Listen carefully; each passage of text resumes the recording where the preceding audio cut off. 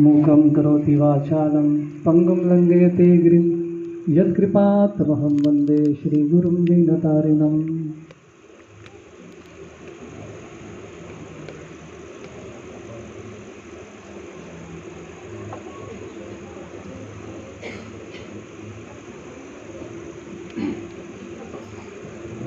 हरे कृष्णा। थोड़ा कम करें। आप सभी का स्वागत है हमारे इस कांजूर मार्ग के सत्संग प्रोग्राम में।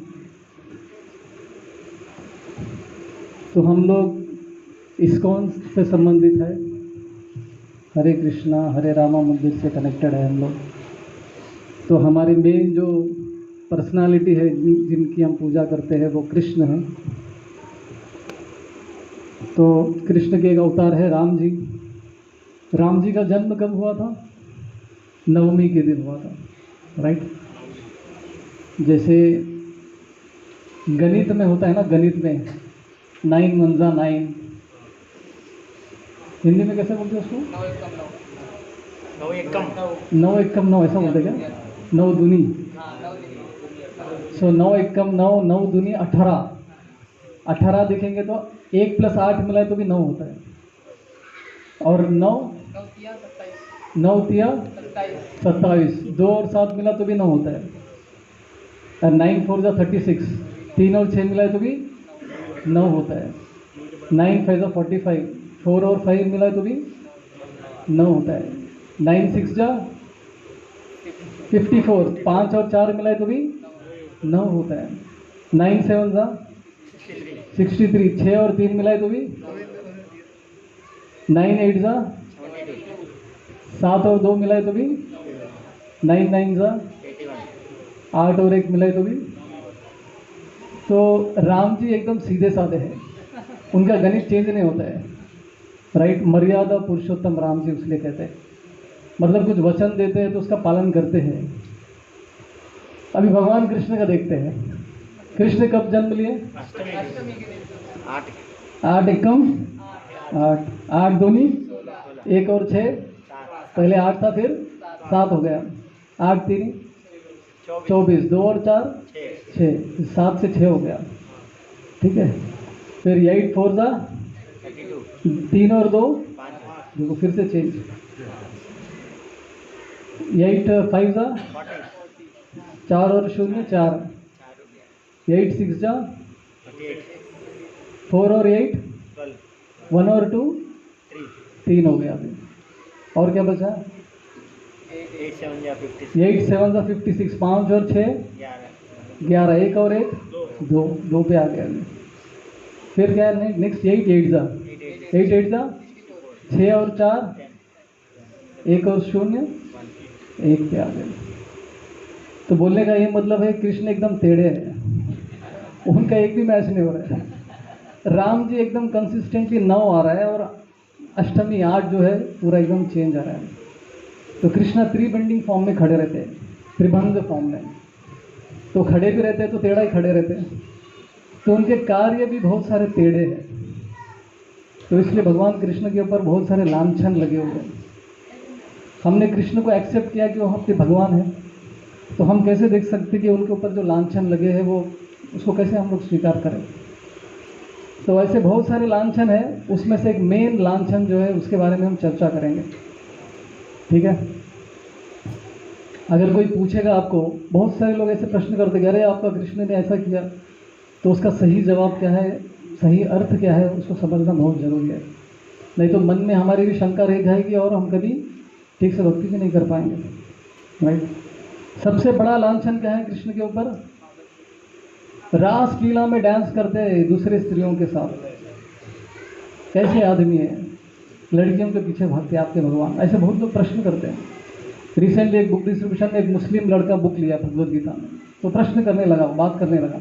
तो सबसे पहला प्रश्न यही था कि रास लीला में क्या कृष्ण रास लीला मचाते हैं। उसको देख के हमने भी चालू किया डांडिया एंजॉयमेंट करने के लिए। तो यह है क्या, इसके पीछे कारण क्या है, इसको समझना जरूरी है। और युद्ध भूमि में भी कितने सारे जो भी नियमों को तोड़ दिया कृष्ण ने। कर्ण को निहत्था खड़ा रहने के बाद भी उन्होंने मार दिया, राइट।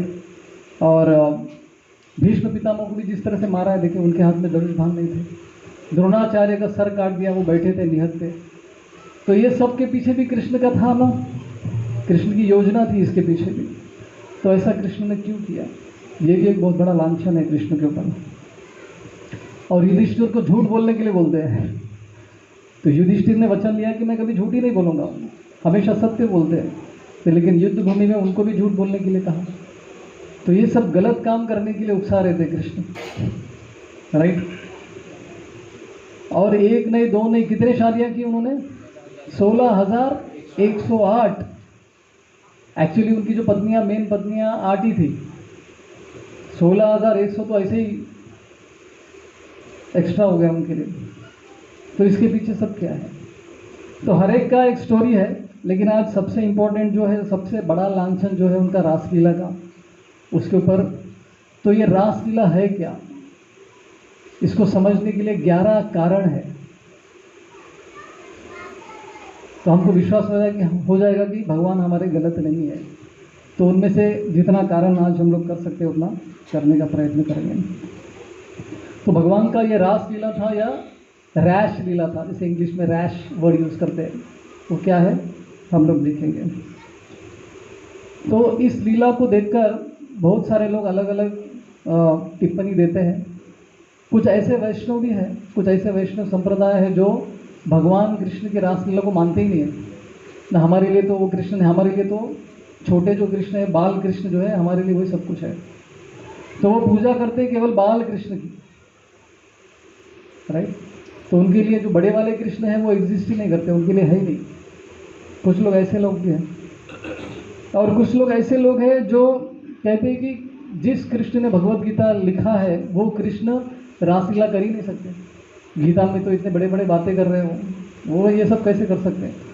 तो वो कहते हैं कि जैसे महात्मा गांधी का लिखा हुआ भी गीता है एक, तो उसमें वो लिखते हैं कि 2 अलग अलग कृष्ण हैं। एक कृष्ण जिन्होंने गीता लिखा और एक कृष्ण जो है वो गलत वाले हैं, वो भगवान नहीं है। तो इस तरह से भी लोग टिप्पणी करते हैं भगवान कृष्ण के ऊपर, राइट। तो ऐसा अलग अलग धारणाएं जो है हमको समाज में सुनने को मिलता है। तो हम लोग देखेंगे कि 11 अलग अलग कारणों से हम लोग सिद्ध करेंगे कैसे कि ये एक दिव्य लीला है, एक ट्रांसेंडेंटल लीला है, राइट। ये कोई आम साधारण सा एक लड़का एक लड़की की प्रेम कहानी नहीं है ये, राइट। ये 11 रीज़न में से आज हम लोग प्रयत्न करते हैं जितना भी हो सके उतना। तो सबसे पहले कारण है, आप में से बचपन में कभी डांस किया आप लोगों ने? आप में से कितने लोगों ने बचपन में डांस किया है? ऐसे खेलते खेलते बच्चों के साथ कितना डांस कर लेते हैं ना हम लोग। कुछ लोग शर्मा के हाथ उठा नहीं रहे होंगे, लेकिन काफ़ी लोगों ने किया होगा। बचपन की बात कर रहे हैं, अभी की बात नहीं कर रहे आपकी बात अलग है। स्कूल के डांस में कितने लोगों ने पार्टिसिपेट किया बचपन में? स्कूल में कोई डांस हुआ है तो स्कूल में डांस किया हुआ? अच्छा, आजकल के बच्चे हाथ ऊपर कर देते हैं राइट। और आप में से कितने लोग, स्पेशली लड़के, बचपन में डांस किया तो लड़की का भी हाथ पकड़ के डांस किया होगा स्कूल में, राइट। सारे लोग बोल रहे हैं हाथ कोई ऊपर नहीं उठा रहे हैं। तो एक छोटा लड़का और एक छोटी लड़की जो डांस करते हैं हाथ पकड़ के एक दूसरे, तो उनके मन में कोई गलत भावना होती है क्या? बच्चों के मन में कुछ गलत भावना तो हो ही नहीं सकती, आराम से खेलते खेलते डांस करते, राइट। तो किसी के मन में कुछ बुरा फीलिंग ही नहीं होता है। तो उसी तरह से जब कृष्ण ने रासलीला की थी, उनका एज कितना था? 8 वर्ष के थे वो केवल। 8 वर्ष की आयु के बच्चे के अंदर कुछ गलत भावना हो सकती है क्या? नहीं हो सकती। निर्मल, उसका मन जो है निर्मल होता है, हाँ, शुद्ध होता है उसका मन। खाने पीने के अलावा दूसरा उसको खाने पीने के मामले में गड़बड़ करेगा थोड़ा, राइट, लेकिन बाकी सब उसके मन में ऐसे कोई विचार भी नहीं आते। एक बार एक पिताजी और बेटे कार में जा रहे थे और उनके बगल में और एक भी कार, दूसरी कार जा रही थी। तो वो कार में जो गाड़ी चला रहा था, दूसरे कार में जो ड्राइवर था, वो उसके शरीर पे कपड़ा ही नहीं था। एकदम जीरो कपड़े, और वो गाड़ी चला रहा था। तो बच्चा देखता है उधर, छोटा बच्चा जो है अपने विंडो में से देखता है कार के कि अरे पापा देखो देखो देखो इसको। तो पिताजी उसकी तरफ देखते थे, अरे ये तो क्या पागल है, बिना कपड़े के गाड़ी चला रहे थे। तो पिताजी बच्चे को पूछता, अरे क्या हुआ, क्यों इतना टेंशन ले रहा हो, ठीक है जाने दो ना। अरे देखो देखो पापा, वो उसने सीट बेल्ट नहीं लगाया। तो बच्चे की नज़र कहाँ पर गई, सीट बेल्ट की तरफ गई। उसने ये नहीं देखा कि इसने कपड़ा नहीं पहना करके। तो बोलने का ये बात है, ये पॉइंट मैं बताना चाह रहा हूँ कि बच्चों के मन में ऐसी भावना होती ही नहीं है। छोटे बच्चे, उनकी देखने का जो नज़रिया होता है वो कुछ अलग ही होता है, राइट। तो इस तरह से बच्चों की जो चेतना होती है वो एकदम निर्मल होता है, उसमें कुछ ऐसे भावनाएं नहीं होती है जो एक बड़े व्यक्ति में हो सकती है। तो उसी तरह से जैसे हम लोग पहले सुनते थे कि बचपन में ही बच्चों की शादी होती थी, बाल विवाह जिसे हम कहते हैं। तो बाल विवाह का कंसेप्ट जो है बहुत तगड़ा है, वो बहुत लॉजिकल है। वो जैसे बचपन में लड़का लड़की दोनों का शादी होता है, 5 साल 6 साल की आयु रहती है, 10 साल का रहता है, शादी हो जाती है। लेकिन विवाह होने के बाद वो लोग साथ में नहीं रहते, वो अपने घर में रहेगा, ये अपने घर में रहेगी। जब तक वो लोग बड़े नहीं होते तब तक वो साथ में नहीं रहते। लेकिन बीच बीच में जो लड़के का पिता है लड़के को लेकर लड़की के घर में आता है, कभी कभी मिलने के लिए आता है। तो जैसे लड़का और उसके पिताजी मिलने के लिए आते हैं तो लड़की की माँ लड़की को बोलेगी कि जाओ जाओ उसके लिए किचन में से वो लेकर आओ, पानी लेकर आओ, उसके लिए एक गिलास पानी लेकर आओ। तो लड़की देखो ऐसे ही हंसते खेलते हुए लाके उसको पानी दे देती है। उसको पता ही नहीं है मेरा पति है, जो भी है उसको समझ में नहीं आता है कुछ। जाओ जाओ उसके लिए प्लेट में कुछ खाने के लिए लेकर आओ। तो लड़की जाएगी किचन में, जाएगी खाने के लिए भी लेकर आए, उसको देगी, ले खा करके उसके हाथ में दे देगी, राइट। क्योंकि ऐसा कुछ फीलिंग ही नहीं है पति पत्नी ऐसा करके, छोटे बच्चे हैं। तो ऐसा बार बार लड़का जो है अपने पिताजी के साथ इनके घर में आता रहेगा और माँ हमेशा बच्ची को आगे करेगी और उसको उसकी सेवा में लगाएगी। तो इन दोनों के बीच में जो संबंध बना उसकी नींव किस पर थी, सेवा पर आधारित था। वो लड़का कितना सुंदर दिखता है, लड़की कितनी सुंदर दिखती है, इसके ऊपर उनकी शादी नहीं थी। दोनों के बीच में जो संबंध बना उसका आधार क्या है, सेवा। तो ये सेवा करनी, उसकी सेवा करती थी। ऐसे धीरे धीरे दोनों के बीच में संबंध बना और वो संबंध का आधार था सेवा, सर्विस। तो शुरू में लड़की को कोई मन में फीलिंग ही नहीं था उसके प्रति, बस अड़ा के ऐसे दे देती थी। लेकिन जब बड़े होने के बाद वो फीलिंग स्ट्रांग बन गया सेवा के आधार पर। उसी तरह से जब हम भक्ति में आते हैं तो चैंटिंग में रुचि नहीं है। प्रभुपाद जी कहते हैं श्रीमद् भागवतम में कि हमको चैंटिंग फीलिंग के साथ करना चाहिए। फीलिंग तो आता नहीं है शुरू में, फीलिंग धीरे धीरे आता है जैसे हम सेवा करते जाएंगे। तो उसी तरह से जब हम गुरु की शरण लेंगे तो गुरु हमको कृष्ण की सेवा में लगाते हैं। जैसे माँ बेटी को उसके पति की सेवा में लगाती थी, वैसे ही गुरु जो है हमको कृष्ण की सेवा में लगाएंगे। सेवा करते करते करते करते करते कई सालों के बाद हमको कृष्ण के प्रति फीलिंग आएगी, राइट। तो इस तरह से ये पहला कारण है जहाँ पर हम देख सकते हैं कि छोटे बच्चों के मन में जो है गलत तरह का भावना होता ही नहीं है। तो जब कृष्ण ने ये रासलीला रची थी उनका एज कितना था, केवल 8 साल के थे। तो गलत काम कर ही नहीं सकते, वो इमोरल काम कभी कर ही नहीं सकते। तो ये एक पहला कारण है जिससे हम समझ सकते हैं कि जो ये रासलीला थी ये दिव्य लीला थी। ये भौतिक जगत के जो पुरुष और स्त्री के बीच में जो प्रेम का संबंध होता है वैसा नहीं था ये। दूसरा कारण बताता हूँ, जब हमको सुख भोगना होता है तो हमको बाहर से कुछ वस्तु लेकर आना पड़ता है सुख भोगने के लिए। अगर हमको खाना है तो हम क्या करेंगे, दुकान में जाएंगे, कुछ खरीदेंगे, खाएंगे।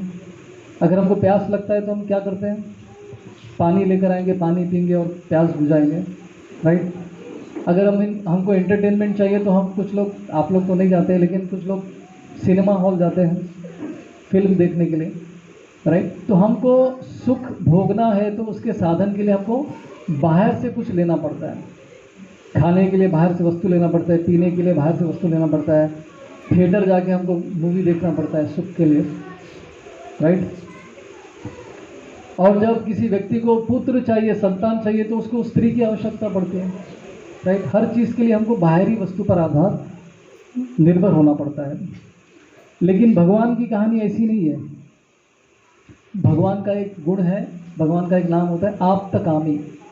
आप्तकामी मतलब भगवान को बाहर से कोई भी वस्तु की आवश्यकता नहीं है, सब कुछ उनके अंदर ही है। उनको अगर सुख प्राप्त करना है तो उनको बाहर से किसी वस्तु की आवश्यकता है ही नहीं भगवान को। आप्तकामी मतलब सेल्फ सेटिस्फाइड, सब कुछ उनके अंदर ही है, राइट।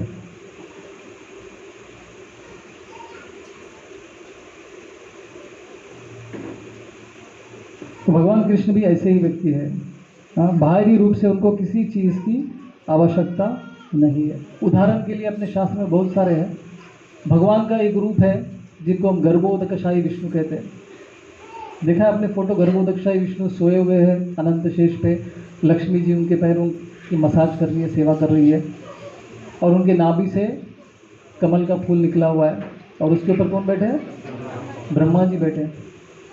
तो लक्ष्मी जी पत्नी सामने ही बैठी है, और गर्भोदकशाही विष्णु को संतान की प्राप्ति करने के लिए लक्ष्मी जी की आवश्यकता भी नहीं थी, अपने ही नाभि से बच्चे को जन्म दे दिया। तो ऐसा कौन कर सकता है? भगवान कृष्ण ही कर सकते, विष्णु ही कर सकते। आप्तकामी, उनको बाहर से कोई भी चीज़ की आवश्यकता नहीं है, सब कुछ उनके अंदर ही है, राइट। भगवान का और एक इनकारनेशन अवतार है, नर नारायण ऋषि के रूप में भी भगवान कृष्ण आते हैं। तो नर नारायण के ऋषि के रूप में कृष्ण और अर्जुन दोनों नर नारायण ऋषि है, दोनों तपस्या कर रहे थे, घोर तपस्या कर रहे थे। तो उनको तपस्या देख के सबसे पहले कौन डिस्टर्ब हुआ? इंद्र, हमेशा की तरह। इंद्र टेंशन में आ गए कि भाई इतने तपस्या कर रहा है, लगता है ज़रूर मेरे पद को छीनने का प्रयत्न करेगा ये। तो अप्सराओं को भेजता है, बहुत सारे अप्सराओं को भेजता है लाइन से, लेकिन नर नारायण ऋषि को कुछ भी इफेक्ट ही नहीं होता है, असर ही नहीं होता है। वो आराम से अपना तपस्या कर रहे थे। तो तपस्या करते करते उनको समझ में आया कि इंद्र परेशान करने का प्रयत्न कर रहा है। तो वो क्या करते हैं, अपने ही जांघा से, जिसे उरु कहते हैं संस्कृत में, उससे ही एक स्त्री को उत्पन्न कर दिया उन्होंने। अपने ही शरीर से स्त्री को उत्पन्न करके रिटर्न गिफ्ट दे दिया इंद्र को, लो तुम ही ले लो। तो उन्होंने अपने शरीर से एक अप्सरा क्रिएट किया, उरु से एक अप्सरा क्रिएट किया, उस अप्सरा का नाम पड़ा उर्वशी, राइट। भगवान के उरु से निकली हुई स्त्री अप्सरा वो उर्वशी बनी। तो एकदम इंद्र जो है चकित हो गए, अरे ये तो हमको ही वापस गिफ्ट दे रहे हैं, हम तो इनका तपस्या भंग करना चाह रहे थे, लेकिन ये तो बहुत ही पावरफुल है, इनको तो कुछ असर ही नहीं हो रहा है। तो वो एकदम स्तब्ध हो गए, शॉक हो गए। तो इस तरह से भगवान को अगर सुख भोगना है तो बाहर से कोई भी वस्तु की आवश्यकता नहीं है, सब कुछ उनके अंदर ही है। आप्तकामी जिसे हम कहते हैं। तो जैसे भगवान को कुछ भी नहीं चाहिए, लेकिन हम लोग देखते हैं कि भगवान को हम लोग क्या क्या चढ़ाते हैं, इतना सारा भोग चढ़ाते हैं, भगवान को इतने आभूषण चढ़ाते हैं, भगवान के लिए इतने भव्य मंदिर बनाते हैं हम लोग। तो ये सब भगवान को आवश्यकता है क्या इन सब चीज़ों की? नहीं है, वो आप्तकामी है। लेकिन फिर भी भगवान क्यों मांगते हैं फिर भगवद गीता में, मुझे पत्रम पुष्पम फलम तोयम चढ़ाओ करके? ऐसे बहुत सारे कारण भी आ सकते हैं, प्रश्न आ सकते हैं। तो उदाहरण दिया है, आप में से कितने लोग आईने के सामने जाते हैं रोज? सब लोग ना, स्त्रियां थोड़ा ज़्यादा टाइम ले लेती है। अभी हम आईने के सामने खड़े हैं और श्रृंगार जो है, आईने के अंदर जो छवि दिख रही है उसको श्रृंगार कर रहे हैं, तो जमेगा क्या वो? आईने के अंदर जो हमारा इमेज दिख रहा है, छवि दिख रहा है, उसको हम तिलक ये लगा रहे हैं, कुमकुम लगा रहे हैं, उसको सर पे फूल लगा रहे हैं, तो जमेगा क्या? कहाँ पर श्रृंगार करना पड़ेगा? खुद के ऊपर। यहाँ पे श्रृंगार करने से आईने में भी दिखाई देगा आपको, राइट। तो इसलिए कहा जाता है कि भगवान कृष्ण की सेवा करने से ऑटोमेटिकली हमको भी सुख मिलता है, राइट।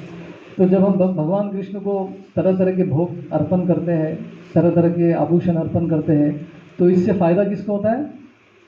हमको ही होता है। भगवान को किसी चीज़ की आवश्यकता नहीं है।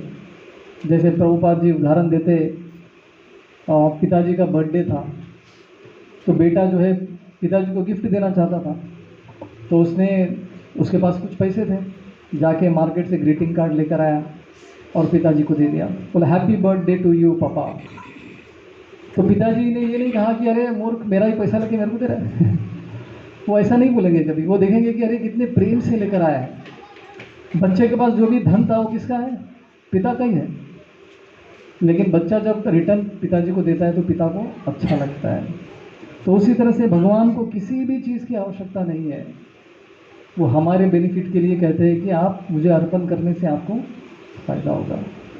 तो ये एक है भगवान आप तक आमिए। तो जो गोपियाँ थी रासलीला में, उनके साथ एंजॉय करने का कोई इरादा नहीं था कृष्ण को, वो तो उनकी इच्छा थी, उसको पूरा करने के लिए उन्होंने ये लीला रची थी, क्योंकि वो आप तक कामी है।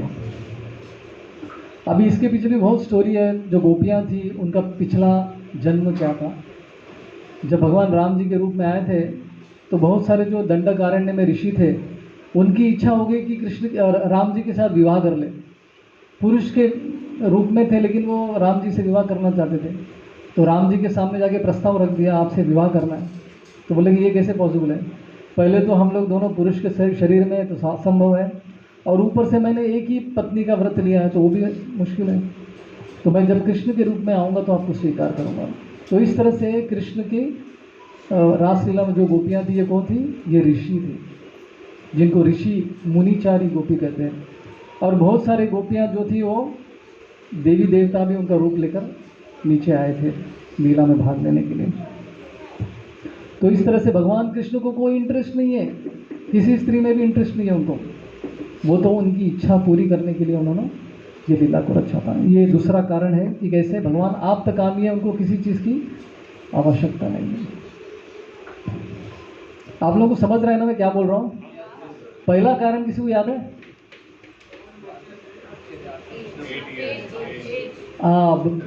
भगवान कृष्ण का ये सुदामा, बोलो कितना एज था उनका? 8 केवल 8 साल के थे। तो 8 साल के बच्चे को गलत फीलिंग हो ही नहीं सकती है, राइट? तो इसलिए वो निष्पाप मतलब दिव्य लीला है। दूसरा कारण, भगवान आप तक आमी है, उनको बाहर से किसी चीज़ की आवश्यकता नहीं है। जैसे एक बार श्रील प्रभुपाद को एक रिपोर्टर ने पूछ लिया, आप इतने बड़े बड़े भव्य मंदिर क्यों बना रहे हैं, इतना पैसा वेस्ट क्यों कर रहे हैं? प्रभुपाद ने उनसे कहा कि देखो भाई, हम पेड़ के नीचे भी बैठ के भगवद गीता का क्लास देने के लिए तैयार हैं, लेकिन आप लोग रेडी है कि आने के लिए? आपके लिए बना रहे हैं हम लोग। भगवान कृष्ण को किसी चीज़ की आवश्यकता नहीं है, लेकिन जो बद्ध जीव है भगवान के मंदिर, भव्य मंदिर को देख के आकर्षित हो जाता है और मंदिर आने लगता है, राइट? तो ये दूसरा कारण था। तीसरा कारण देखते हैं, भगवान का एक नाम है, कृष्ण का एक नाम है Yadupati, right? Head of the Yadu dynasty. Yadu dynasty के वो हेड थे। अभी आप देखेंगे यदु डायनेस्टी या फिर उनके भक्तों का जो भी है, देखेंगे तो उनके भक्त का ट्रैक रिकॉर्ड क्या है, उनका जीवन कैसे, उनकी जीवन शैली कैसी है, उनके बारे में अगर आप देखेंगे तो एकदम उनका लाइफ भी एकदम पवित्र था। उदाहरण के लिए अर्जुन का उदाहरण यहाँ पर लिया गया है। तो अर्जुन का मन एकदम निर्मल था, सेल्फ एकदम कंट्रोल था उनका माइंड। भगवान के बहुत बड़े भक्तों में से उनका नाम आता है भगवान अर्जुन का। तो अर्जुन की एक कहानी आती है कि कैसे वो सेल्फ कंट्रोल है, अपने आप पर संयम रख सकते थे। तो एक बार इंद्र ने अर्जुन को बुलाया स्वर्गलोक में। तो स्वर्ग में भी लड़ाई चलती रहती है हमेशा, स्वर्ग में भी सुख नहीं मिलता है किसी को। हमको लगता है कि स्वर्ग जाएंगे तो सब ठीक हो जाएगा, कुछ लोग सोचते हैं कि अमेरिका जाएंगे तो सब ठीक हो जाएगा। तो स्वर्ग जाने के बाद भी प्रॉब्लम चलता है, वहाँ पे भी तो अमेरिका क्या चीज़ है, राइट? तो वहाँ पे बुलाया, तो वहाँ पे एक राक्षसों का ग्रुप था, निवात कवच। तो वो अटैक करते थे इंद्र के ऊपर, तो उनसे वो लड़ाई नहीं कर पाते थे, उनको हरा नहीं पाते थे। तो अर्जुन को बुलाया गया डेपुटेशन, राइट, फाइट करने के लिए बुलाया। तो अर्जुन बड़े आसानी से उनको हरा देते। तो इंद्र बहुत प्रसन्न हो जाते कि अरे मेरे बेटे ने अच्छा काम कर दिया। तो अर्जुन इंद्र के ही पुत्र है। तो सब फाइट होने के बाद इंद्र की सभा में अर्जुन भी उनके साथ बैठे थे। अब इंद्र की सभा में क्या होता है, डांस नाच गाना चलता रहता है। तो बहुत सारी अप्सरा वहाँ पे डांस कर रही थी, उर्वशी भी आ गई वहाँ पे डांस करने के लिए, राइट? तो वहाँ पे डांस करते वक्त अर्जुन की नज़र उर्वशी पे पड़ती है और उसी की तरफ देखते हैं, और इंद्र देख रहे हैं अर्जुन को। तो इंद्र के मन में चल रहा है कि यार लगता है इनको पसंद आ गई हो। ऐसा उनके मन में विचार चल रहा था। तो सब नाच गाना होने के बाद अर्जुन अपने रूम में चला जाता है, अपने महल में जाता है। तो इंद्र जो है उर्वशी को अर्जुन के पास भेजता है, उसको आप एंजॉयमेंट देकर आओ। तो उर्वशी आती है, अर्जुन के दरवाजे पे आती है, खटखटाती है, बोलती है। तो अंदर आके अर्जुन के सामने प्रस्ताव रखती है, मैं आपके साथ भोग करना चाहती हूँ। ये सुनते अर्जुन शॉक हो जाते हैं, बोलते मैं, अरे आप तो मेरी माँ है, माता जी ये आप क्या बोल रही है। तो कभी कभी लड़कियों को माता जी बोले तो गुस्सा आता है। हमारे यहाँ पर एक माता जी है आन्या करके, हमारे गुरु जी की पुत्री। जब वो छोटी सी बच्ची थी, हैदराबाद में मिला था मैं उससे, तो मैंने उसको बोला माता जी आप क्या पढ़ाई करी है। मुझे माता जी मत कहो। अभी शायद वो हंसेगी ये सुन के, मतलब किसी को भी अच्छा नहीं लगता है। तो उर्वशी को भी अच्छा नहीं लगा, अरे मुझे माता जी क्यों बोल रहा है। तो उर्वशी को बहुत गुस्सा आता है, पहला ऐसा व्यक्ति है जिसने मुझे रिजेक्ट किया है। अप्सरा उर्वशी एकदम बहुत सुंदर लड़की थी और अर्जुन ने मुझे ठुकरा दिया। तो गुस्से में आके वो शराब देती है, जाओ तुम हिजड़े बन जाओ। अभी अर्जुन जैसे पावरफुल व्यक्ति को हिजड़ा बनने का शराब देती है। तो अर्जुन तो भगवान के भक्त है, वो तो स्वीकार कर लेते जो भगवान की इच्छा। तो वही शराब उनके लिए वरदान सिद्ध हुआ। कब? जब अज्ञातवास में उनको 1 साल का ये था, तब वो बृहन्नला करके एक स्त्री का रूप धारण कर लिए, हिजड़े का रूप धारण किए। तो भगवान के भक्तों का ट्रैक रिकॉर्ड देखिए ऐसा है, राइट। किसी से आसानी से आकर्षित नहीं होते, उनका एकदम मन शुद्ध है, उनका संयम है, मन के ऊपर, इंद्रियों पर उनका फुल कंट्रोल है, संयम है। तो ऐसे भक्तों के जो भगवान है वो कैसे गलत काम कर सकते हैं, ये मतलब ये पॉइंट मैं आपको बताने का प्रयत्न करूँ। सो भगवान के भक्त इतने अच्छे हो सकते हैं तो भगवान कितने अच्छे हो सकते हैं, right, that is the point. तो भगवान का नाम क्या है? यदुपति। हाँ, और यदु डायनेस्टी में जितने भी सब भगवान के भक्त हैं उन सब का रिकॉर्ड जो है बहुत अच्छा रिकॉर्ड है। तो भगवान कृष्ण ये गलत काम कैसे कर सकते हैं? नहीं कर सकते। कहा जाता है कि अपना जो जीवन एक किताब की तरह है, राइट। और किताब में बहुत सारे पन्ने होते हैं, बहुत सारे पेजेस और बहुत सारे चैप्टर होते हैं उसके अंदर, राइट। अपने जीवन में बहुत सारे चैप्टर्स के थ्रू हमको जाना पड़ता है। तो जीवन में कभी सुख कभी दुख आने वाले हैं, अलग अलग तरह के टेम्पटेशंस हमारे सामने आ सकती है। तो ऐसे समय पे हमारी परीक्षा होती है। जब कोविड का समय था, फर्स्ट वेव और सेकेंड वेव भी, तो उस समय पे बहुत सारे भक्तों को प्रभाव हुआ, बहुत सारे भक्त जो उससे प्रभावित हो गए थे, बहुत सारे लोग डर भी गए थे, यहाँ तक कि भक्त लोग भी डर गए थे कोविड से। तो हमारे जीवन का सबसे बड़ा जो परीक्षा का समय है वो कब है? जब जीवन में संकट आता है। तो हम भक्ति हमारी कितनी ऊंचे लेवल की वो पता चल जाता है।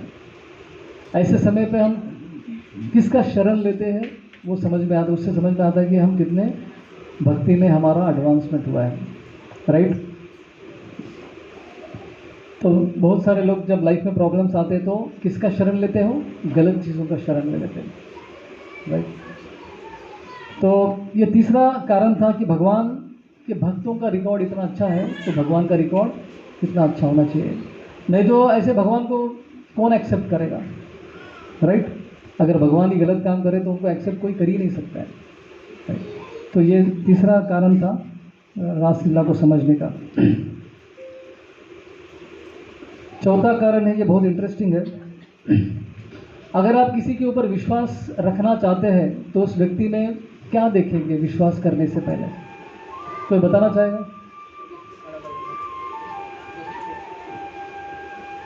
किसी व्यक्ति पर अपना ट्रस्ट डालने से पहले, विश्वास रखने से पहले उस व्यक्ति के अंदर कौन से गुण आप देखना चाहेंगे पहले? कोई विचार इस पर? हाँ, व्यवहार देखेंगे, जोर से बोलिए।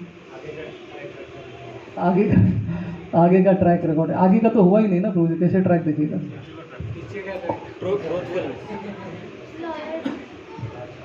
लॉयल्टी, ऐसा ऐसे वर्ड्स कुछ बताओ। ट्रैक रिकॉर्ड नहीं, ट्रैक रिकॉर्ड वर्ड को निकाल दीजिए। उसका व्यवहार देखिए, उसका व्यवहार देख के, उसका लॉयल्टी देख के, और ईमानदारी, हाँ ईमानदारी ईमानदारी देख के उसका, यस ईमानदारी, ऑनेस्टी, इंटीग्रिटी जिसे कहते हैं।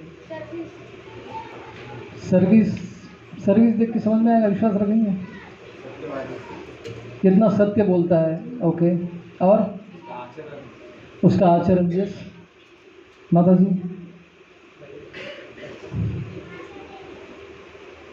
सबसे इंपॉर्टेंट भूल गए आप लोग, चरित्र, उसका कैरेक्टर, राइट।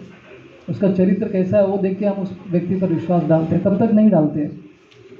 जैसे मदर तेरेसा तो नहीं, अभी मदर तेरेसा जैसी कोई लेडी है, वो आकर कुछ कह देगी तो उस पर विश्वास रख सकते हैं हम लोग, क्योंकि उसने इतना निष्काम सेवा किया है वेस्ट बंगाल में, राइट। अगर कोई पॉलिटिशियन आगे कुछ बोल देगा तो उस पर विश्वास रखेंगे हम लोग? बहुत कठिन है उसके ऊपर विश्वास रखना। वो बोलेगा एक, करेगा एक, राइट। तो ऐसे लोगों पर विश्वास नहीं। जो व्यक्ति जिसका चरित्र अच्छा है, जो ईमानदार है, इंटीग्रिटी है, और जो निष्काम कार्य करता है दूसरों की सेवा करने के लिए, ऐसे व्यक्ति पर हम लोग जो है विश्वास रखते हैं। अभी रासलीला के बारे में कौन चर्चा कर रहे हैं, ऐसे व्यक्तियों के बारे में हम लोग चर्चा करेंगे। इसके बारे में कौन डिस्कस कर रहा है? सबसे पहले किसने डिस्कस किया रासलीला के बारे में? श्रीमद् भागवतम में सुखदेव गोस्वामी, उनका चरित्र देखेंगे हम लोग, वो कैसे व्यक्ति थे जिन्होंने इसके बारे में हमको बताया है, राइट। तो सुखदेव गोस्वामी किसके पुत्र थे? श्रीला व्यासदेव के पुत्र थे, जिन्होंने सभी वेदों को हमको दिया है। तो वो जब उनके माँ के गर्भ में थे, गर्भ से निकल ही नहीं रहे थे। जनरली कितने टाइम के बाद निकलता है बच्चा? 9 महीने के बाद। 1 साल हो गया, 2 साल हो गया, 3 साल हो गया, बच्चा अभी तक गर्भ से निकला ही नहीं। ऐसे कितने सालों तक माँ के गर्भ में रहे वो? 14 साल। आप लोग सोच रहे हैं बच्चा अंदर ही बड़ा हो गया स्कूल गया कि नहीं, बच्चा छोटा ही था अंदर। लेकिन 14 साल तक सुखदेव गोस्वामी अपने माँ के गर्भ से निकले ही नहीं। सब लोग विनती कर रहे थे, भाई निकल जाओ बाहर स्वयं व्यासदेव प्रार्थना कर रहे, इतने बड़े भगवान के वो अवतार है, राइट। तो बहुत सारे लोग आए, विनती करने लगे, फिर भी बच्चा बाहर निकल ही नहीं रहा है। फाइनली कृष्ण को आना पड़ा। तो कृष्ण आगे निवेदन किए, सुखदेव महाराज बाहर आ जाइए, टेंशन मत लीजिए। तो सुखदेव गोस्वामी बोलते कि नहीं नहीं, बाहर माया है, मैं माया में नहीं फंसना चाहता, इसलिए मैं बाहर नहीं आ रहा हूँ, ऐसा उनका कहना था। तो कृष्ण कहते कि डोंट वरी, मैं आपको संभाल लूँगा, माया से हो आपकी रक्षा करूँगा, आप बाहर आ जाइए। तो कृष्ण जब ये वादा करते हैं तब जाके जो है सुखदेव गोस्वामी बाहर आते हैं। और बाहर आते ही क्या करते हैं, और उनका उम्र 14 साल का हो जाता है। छोटे बच्चे नहीं रहते, फिर बड़े हो जाते हैं और वैसे ही घर से निकल जाते हैं। माँ बाप को भी पलट के नहीं देखते हो। तो जैसे उनका जन्म हुआ, जन्म की स्थिति में ही वो एक जीवन मुक्त व्यक्ति थे, ऑलरेडी उनको मोक्ष मिल गया था, ऐसे स्थिति में थे वो। और घर से निकल गए वैसे बिना कोई कपड़ा पहने, ऐसे निकल गए। तो जाते जाते जाते रास्ते से जा रहे थे, तो रास्ते में एक नदी था। नदी में कुछ स्त्रियां जो है कपड़े धो रही थी।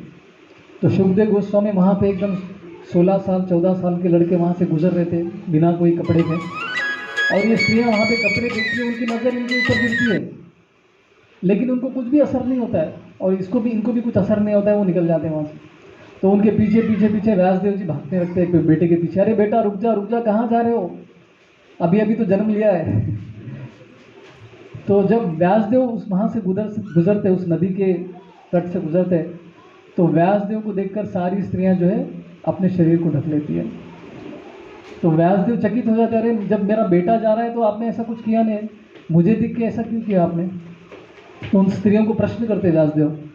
तो स्त्रियां बोलती कि देखो आपका बच्चा 16 साल का रहेगा, लेकिन उसकी आंखों में देखो एकदम निष्पाप है, उसके मन में ऐसे भावना ही नहीं है, छोटे बच्चे की तरह उसका चेहरा है, तो उसके मन में कोई गंदगी ही नहीं है, इसलिए हमको कुछ फर्क ही नहीं पड़ा। लेकिन आप एक शादीशुदा व्यक्ति है, आप जा रहे थे, आप तो गृहस्थ हैं, तो आपको देख के हमको ये करना पड़ा।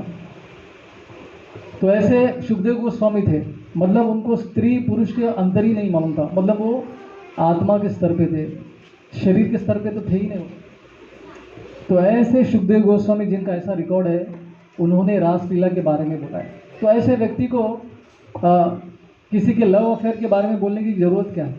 वो भी जब परीक्षित महाराज सामने बैठे हैं, केवल 7 दिन थी उनके पास, 7 दिन के बाद वो मरने वाले थे, तो उनको ऐसा टाइम पास वाला स्टोरी बताएंगे क्या सुखदेव गोस्वामी? उनके पास बिल्कुल समय ही नहीं था, राइट। तो सुखदेव गोस्वामी जैसे व्यक्ति रासलीला के बारे में चर्चा कर रहे हैं, मतलब ये दिव्य लीला ही हो सकती है, गलत वाला लीला हो ही नहीं सकता है। और दूसरे हैं चैतन्य महाप्रभु, इसके बारे में चर्चा करते हैं, राइट। और चैतन्य महाप्रभु कौन है? साक्षात कृष्ण है, लेकिन उन्होंने 24 साल की उम्र में उन्होंने संन्यास ग्रहण कर लिया था, राइट।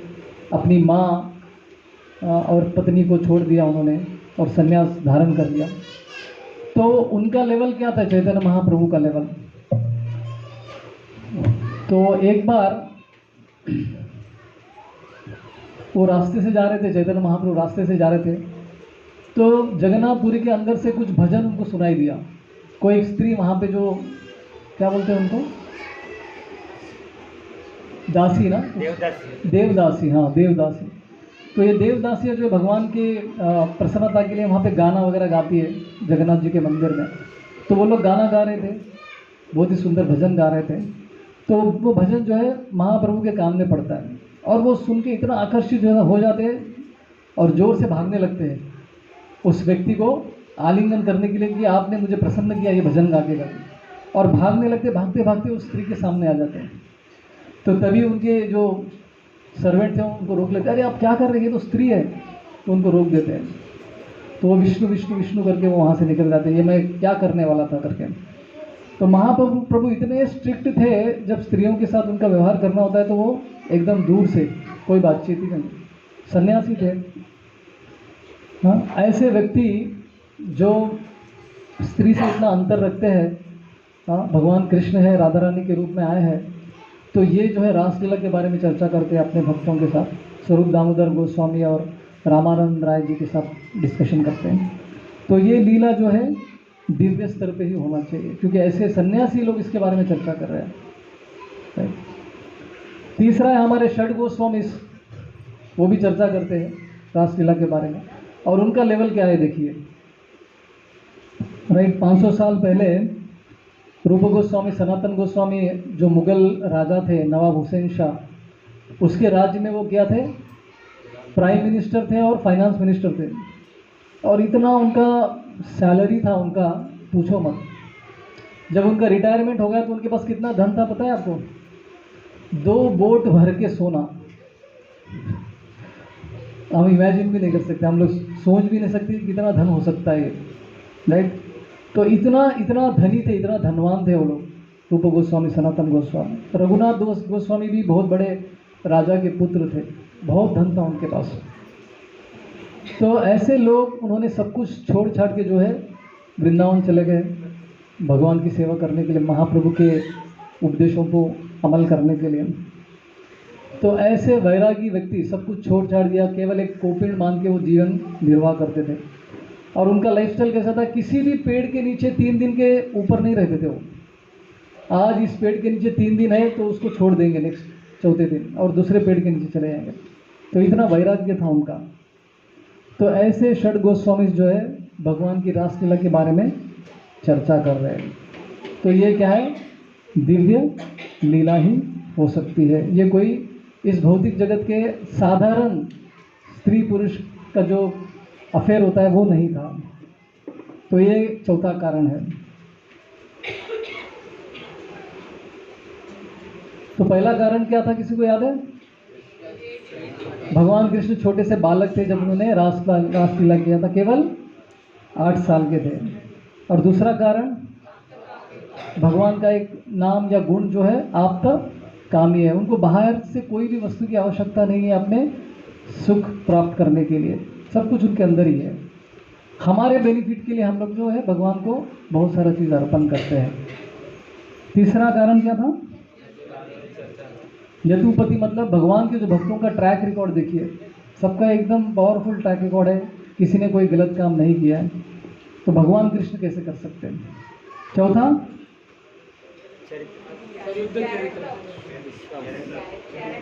कैरेक्टर, चरित्र। तो नहीं, रासलीला के बारे में जिसने चर्चा की है उनका चरित्र कैसा था? तो किस 3 उदाहरण क्या थे हमारे? सुखदेव गोस्वामी, जो कि देखो माया के डर से वो अपने माँ के गर्भ से ही नहीं निकल रहे थे। ऐसे व्यक्ति किसी साधारण स्त्री पुरुष की कहानी परीक्षित महाराज को बताएंगे क्या, जब 7 दिन ही बचे उनके? और दूसरा उदाहरण क्या था? चैतन्य महाप्रभु, जो सन्यासी थे, क्या बोलते, उत्तम स्तर के सन्यासी थे, तो उन्होंने भी रासलीला के बारे में चर्चा किया। तीसरे षड गोस्वामी का। अभी 5वां कारण हम लोग देखते हैं। जब घर में कुछ दूध या कुछ ऐसा लिक्विड गिर जाता है तो क्या करते हैं हम लोग? माताएं क्या करती है?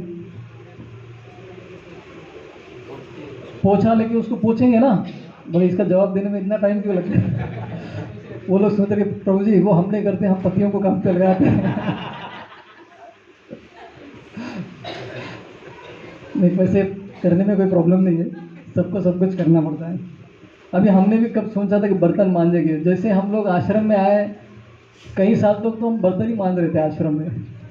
भगवान से जो भगवान के विग्रहों के जो बर्तन निकलते थे, बर्तन मांजते थे हम लोग। कई साल तक ये सेवा करते थे हम लोग, बैकअप सेवा। हमारे यहाँ से भी कुछ भक्त लोग आते हैं, ऋषिकेश प्रभु, ये लोग बैकअप सेवा करते हैं मंदिर में आके। तो ऐसा कुछ गिर जाता है तो पानी लिक्विड गिरता है तो हम लोग पोछा से उसको साफ करते हैं। तो पोछा से साफ, अगर पोछा ही गंदा है तो ऐसे गंदे पोछे से साफ करेंगे क्या? अगर पोछा पहले से इतना गंदा है उससे हम साफ करें तो क्या होगा? और भी गंदा होगा ना। तो पहले हमको क्या करना पड़ेगा? पोछे को साफ करना पड़ेगा, उसके बाद वो गंदगी को साफ करेंगे, तभी वो साफ होगा। तो मैं सिखाने का प्रयत्न नहीं कर रहा हूँ कैसे पोछना है, लॉजिक बता रहा था मैं। तो उसी तरह से जो बड़े बड़े योगी हैं वो ध्यान कर रहे, ध्यान लगा रहे। किस पे ध्यान लगा रहे हो? भगवान के रूप पर ले, भगवान को जो परमात्मा का रूप है अपने हृदय में धारण करके उस रूप पर वो लोग ध्यान करते हैं, मेडिटेशन करते हैं। तो योगी ऐसा मेडिटेशन ध्यान क्यों करते हैं? अपना मन में जो गंदगी है उसको साफ करने के लिए। समझ रहे हैं ना? मन में हमारे क्या गंदगी है? काम, क्रोध, लोभ, मोह, मद, मत्सर। ये 6 प्रकार की गंदगी जो है हमारे हृदय में है। तो इसको साफ करने के लिए हम लोग चैंटिंग करते हैं, या फिर योगी क्या करते हैं? भगवान के रूप पर ध्यान लगाते हैं। अगर भगवान गंदे हैं और ऐसे गंदे भगवान हमारे हृदय में आएंगे, हमारा हृदय और गंदा हो जाएगा ना, जैसे पोछे का उदाहरण दिया था मैंने। लेकिन भगवान इतने शुद्ध है कि हमारे गंदगी को भी साफ कर सकते हैं, है ही नहीं? तो अपने कृष्ण कैसे गंदे हो सकते हैं? जो योगियों का हृदय शुद्ध करने की क्षमता जिनके अंदर है, वो भगवान कैसे गंदे कार्य कर सकते हैं? हो ही नहीं सकता है। जैसे सूर्य है, कहीं कहीं भी रास्ते पे देखेंगे लोग इधर उधर पेशाब करते हैं, गंदा हो जाता है सब, राइट? तो सूर्य की किरणें सब जगह पे गिरती है, वो गंदगी में भी गिरती है। तो जिस दिन सूर्य की किरणें उस गंदगी पे गिरती है, सूर्य की पत्नी जिनका नाम है उषा अपने पत्नी से कह रही, अरे आज आपके अंदर बहुत गंदगी आ रही है, डिओड्रेंट नहीं लगाए क्या आप करके? ऐसा नहीं पूछेगी, क्योंकि सूर्य की किरणों में इतनी शक्ति है, वो गंदगी को भी शुद्ध कर सकता है। तो साधारण से सूर्य जो गंदगी को साफ कर सकते हैं, तो कृष्ण क्यों नहीं कर सकते? नहीं। तो कृष्ण इतने पावरफुल है, उन पर ध्यान लगाने से, उनका जप करने से अपना हृदय साफ हो जाता है। तो ऐसे व्यक्ति गलत काम कैसे कर सकते हैं? ये था हमारा 5वां कारण। तो योगी तो भगवान के रूप के ऊपर ध्यान करते थे, लेकिन भगवान के भक्त किस पर ध्यान करते हैं? हरे कृष्णा कृष्णा कृष्णा हरे हरे, हरे राम राम राम हरे हरे। तो कलयुग में केवल ये एकमात्र उपाय है हमारे हृदय को साफ करने का, दूसरा कोई उपाय है ही नहीं हृदय को शुद्ध करने के लिए। तो भगवान से संबंधित जो भी है वो सब कुछ शुद्ध कर सकता है। जैसे एक छोटा सा स्टोरी बता के मैं एंड करता हूँ इस कारण के ऊपर, फिर बाकी के कारण हम लोग बाद में चर्चा करेंगे। रामानुजाचार्य की एक कहानी आती है। तो एक बार रामानुजाचार्य एक गांव में पहुंचे, तो गांव के बाहर ही थे। तो उस गांव में उनके दो शिष्य थे, और एक अमीर शिष्य थे और एक गरीब शिष्य था, गरीब ब्राह्मण था, एक और एक अमीर व्यक्ति थे। तो और इनके बहुत सारे शिष्य थे रामानुजाचार्य के साथ में। तो सबको भोजन करना था, प्रसाद खाना था, दोपहर का समय था। तो अपने एक दो शिष्यों को भेजते हैं इस अमीर आदमी के घर पे, जाके उसको पूछ कर आओ कि हम ऐसे बहुत सारे लोग हैं, प्रसाद का प्रबंध करें, हम लोग आना चाहते हैं। तो ये दो शिष्य जो है सामने गए, उस व्यक्ति के घर पे गए, उस भक्त के घर में, और जाके उन्होंने बोला कि देखिए आपके गुरु महाराज रामानुजाचार्य बाहर गांव में खड़े हैं, तो बहुत सारे शिष्यों के साथ है, सब आना चाहते हैं, तो आप प्रसाद का अरेंजमेंट करेंगे क्या? तो वो इतना खुश हो गया, इतना खुश हो गया, वो खुशी में क्या किया उसने, सब अरेंजमेंट चालू कर दिया उसने। अभी जो दो शिष्य आए तो उनको कुछ पूछा ही नहीं उसने, काम में लग गए हो प्रसन्नता के कारण। तो ये दोनों भी बहुत खुश हो गए और जाके अपने गुरु से कहते कि रामानुजाचार्य से कहते कि वो तैयार है, वो तो एकदम बहुत उत्साहित है। तो रामानुजाचार्य अपने शिष्यों को पूछते कि लेकिन आपके साथ उनका व्यवहार कैसे था? तो बोला कि वो इतना आतुर थे आपकी सेवा करने के लिए कि उन्होंने हमको बैठने के लिए भी नहीं पूछा, कुछ पानी वानी के लिए भी नहीं पूछा, ऐसा करके बोल देते हो।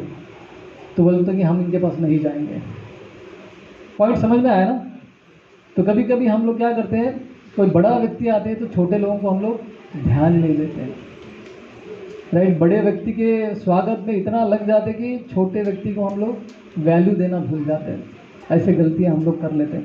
तो रामानुजाचार्य ये शिक्षा जो है सिखाना चाहते थे अपने शिष्यों को। फिर से ये शिष्यों को गरीब ब्राह्मण के घर पे भेजते हैं। तो इस बार उनके यहाँ पे डायरेक्ट चले जाते हैं, रामानुजाचार्य दूसरे गरीब ब्राह्मण के घर पे डायरेक्टली चले जाते हैं। तो वहाँ पर जाने के बाद वो स्त्री अकेली थी, जो ब्राह्मण की पत्नी थी। तो जैसे गुरु महाराज को देखती है तो वो एकदम भाव विभोर हो जाती है, उनका स्वागत करती है, घर में बिठाती है सबको, बोलते कि आप ज़रूर घर में प्रसाद लीजिएगा, हम प्रबंध करेंगे, बहुत प्रसन्न हो जाती है। लेकिन उसके मन में चिंता रहती है कि देखो हमारे घर में तो फूटी कौड़ी भी नहीं है, और गुरु महाराज आए इतने सारे शिष्यों के साथ, पता नहीं हम क्या खिलाएंगे इनको। वादा तो कर दिया कि आप बैठिए हम प्रबंध करेंगे। तो फिर वो टेंशन में आ जाती है, उसको समझ में नहीं आते क्या करे। तो फाइनली वो क्या करती है, उनके गांव में एक बड़ा दुकानदार था, पैसे वाला एकदम, सब सामान था उसके पास, खाने का सामग्री सब कुछ था। तो उसको ये व्यक्ति याद आता है, दुकानदार याद आता है। लेकिन ये दुकानदार जो है गंदा व्यक्ति था, हमेशा उसकी नज़र इनके ऊपर थी, बुरी नज़र थी। तो वो हमेशा इसके पीछे लगता रहता है। तो उसको क्या करता है, लेकिन अभी कठिन परिस्थिति में क्या करूं? तो निस्संकोच जो है वो दुकानदार के यहाँ पे जाती है और उसे निवेदन करती है कि देखो मुझे इतना सारा सामग्री चाहिए, लेकिन मेरे पास कुछ भी धन नहीं है, मैं बाद में दे दूंगी। तो दुकानदार तो मौके का फ़ायदा उठाना चाहेगा, तो बोलता है कि ठीक है, आपको पैसे देने की ज़रूरत नहीं है, आप केवल एक रात मेरे साथ बिताइए, आपको जितना चाहे उतना मैं सामान दे दूंगा। तो वो बोलती है कि अभी विचार करती है, गुरु है, गुरु की सेवा करनी है, तो वो स्वीकार कर लेती है। स्वीकार करके सब सामग्री लेके घर चली जाती है और घर में जाके सब पकवान बना देती है। तो उसमें पति भी आ जाता है। तो पति आके देखता है गुरु महाराज बैठे हैं, बहुत प्रसन्न हो जाता है, दंडवत प्रणाम करता है और पत्नी को बोलता है कि ये सब सामान कहाँ से आया? लेकिन ठीक है, गुरु को हमको कुछ देना है, अच्छी बात है, लेकिन ये सामान आया कहाँ से? तो फिर वो पूरा स्टोरी बताती है, ऐसा ऐसा ये दुकानदार है, मैंने सोचा कि गुरु की सेवा करना आवश्यक है, गुरु को हम कैसे ये कर सकते हैं। तो पति क्या बोलता है, जानना चाहते हैं? पति बोलता है कि तुमने जो निर्णय लिया एकदम फर्स्ट क्लास लिया है, गुरु के लिए हम कुछ भी कर सकते हैं। ऐसे पति थे वो भी। तो वो भी थोड़ा टेंशन से रिलीव हो जाती है। तो लेकिन सबको खाना वाना खिला देते हैं, प्रसाद खिलाते हैं। तो रामानुजाचार्य तो दिव्य पुरुष है, उनको सब समझ में आता है कुछ तो गड़बड़ है। तो आके उनसे पूछते कि क्या चल रहा है, कुछ तो मामला गड़बड़ है। तो फिर वो लोग बता देते, गुरु को बता देते, ऐसा एक दुकानदार है जिनसे हमने ये सामग्री लेकर आए, हमारे पास कुछ नहीं था आपको देने के लिए, लेकिन आपकी सेवा करनी थी हमको। तो रामानुजाचार्य जी को सब समझ में आता है। तो रामानुजाचार्य क्या करते हैं, अपना जो महाप्रसाद है वो इस माता को दे देते, बोलते कि आप उसके पास जाइए, आज रात में जाइए, आप सबसे पहले उसको ये महाप्रसाद खिलाइए, इतना कीजिए। तो गुरु बोल रहे, तो गुरु का आज्ञा एकदम सर आँखों पे। तो ये स्त्री जो है जाती है रात में मिलने के लिए, तो वो भी एकदम रेडी होके आता है। तो ये बोलती है कि पहले आपको ये महाप्रसाद खाना पड़ेगा, उसके बाद तुम्हारी जो इच्छा है पूरा करूँगी। तो ये व्यक्ति, अरे कोई प्रॉब्लम नहीं, महाप्रसाद है, जो खिलाना है खिला दो, खाने के लिए रेडी है। तो महाप्रसाद सामने आता है, वो महाप्रसाद खाता है। जैसे वो महाप्रसाद खा लेता है, उसके अंदर इतना परिवर्तन हो जाता है, वो जाके उस स्त्री के चरण में गिर जाता है, मुझे माफ़ कर दो, मैंने आपके साथ गलत व्यवहार किया है और गलत व्यवहार करना चाहता था, लेकिन मैं अभी समझ गया कि ये गलत काम है। तो रामानुजाचार्य का महाप्रसाद खाते ही उसका हृदय परिवर्तन हो गया। सोचिए, तो भगवान के भक्तों में इतनी शक्ति है कि किसी व्यक्ति का हृदय परिवर्तन कर सकते हैं, तो भगवान क्या क्या नहीं कर सकते, राइट। तो ये स्टोरी बताना था। तो फिफ्थ कारण क्या था हमारा? ये जो कारण हमने डिस्कस किया, इसमें क्या है? भगवान इतने शुद्ध है, इतने निर्मल है, पाप से मुक्त है कि भगवान हमारे हृदय को शुद्ध कर सकते हैं। हमारा हृदय जो कि गंदा है, राइट, काम क्रोध लोभ मोह मद मत्सर से भरा है, तो भगवान गंदे कैसे हो सकते हैं? तो इस तरह से 11 कारण है। आज हम केवल 5 कारण आपके साथ डिस्कस किया मैंने, बाकी के 6 हम लोग बाद में कभी करेंगे। और भी सुंदर सुंदर अच्छे कारण है, जिससे हमको समझ में आएगा कि भगवान पे जो लांछन लगा है वो गलत है। भगवान को किसी भी चीज़ की आवश्यकता नहीं, राइट, वो आप तक काम ही है, सब कुछ उनके अंदर है। वो हमारे लिए सब करते हैं, हमारी इच्छा को पूर्ण करने के लिए भगवान को ये सब लीलाएं रचना पड़ता है। हरे कृष्णा। किसी को कोई प्रश्न है तो पूछ सकते हैं।